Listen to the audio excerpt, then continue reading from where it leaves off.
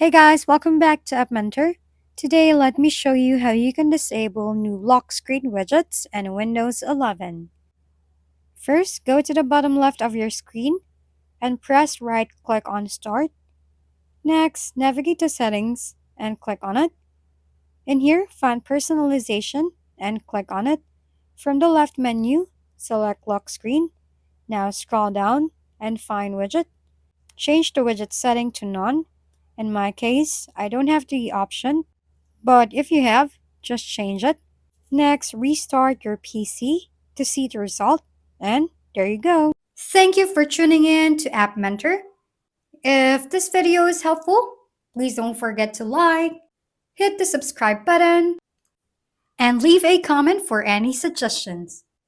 See you on the next video.